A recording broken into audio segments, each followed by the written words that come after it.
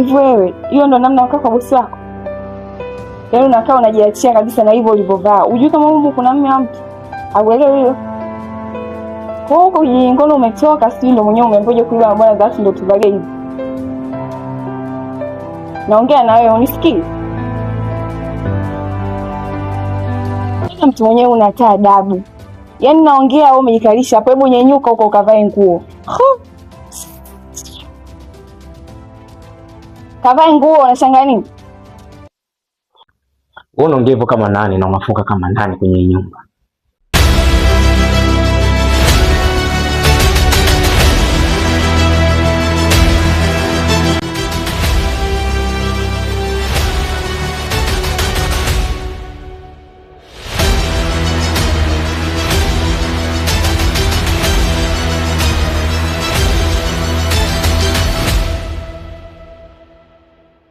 Hivi Wekeli unanichukuliaje? Joyce nenda kakae pale.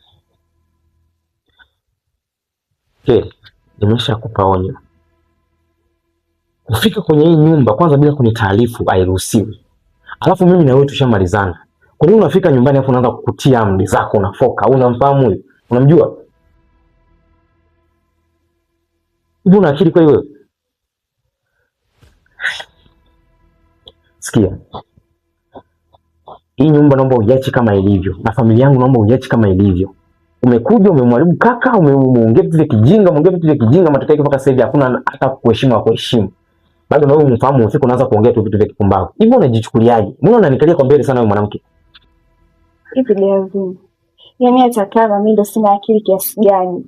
Yaani hata mtu mwingine tukimuonyesha ule uvaji gani huo, msichana kazi anavaa kwako wewe, mtu ambaye una mtu wako. Devu, unanichukuliaje mimi? Hii ni heshima kweli? Unavyoona kwa akili zako timamu heshima. Heshima? Unazungumzia wewe heshima? Wewe uliyemtongoza kaka yangu.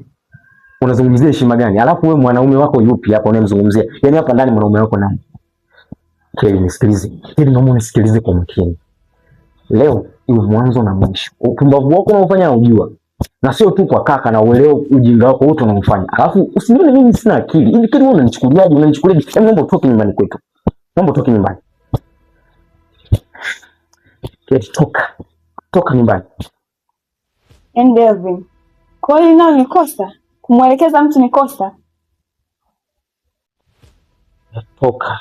Keli, naomba utoke nyumbani. Toka.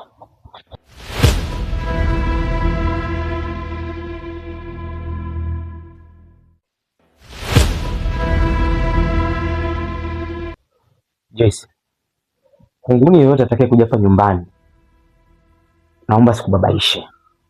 Wanaohusika kwenye hii nyumba ni watu wawili tu. Kama kuna mgeni mwingine nitatoa taarifa. Hususan huyu kunguni aliyotoka sasa hivi hapa. Anajifanya na mdomo sana. Akija naomba usimjali kwa chochote kile. Unielewa? Wanaohusika ni mimi na kaka tu. Kaka anajua mfahamu. Akishafika nitakutambulisha ndo kaka na ndo mwenye hii nyumba. Unielewa? Kwa hiyo kuwa huru. Endelea kuona TV.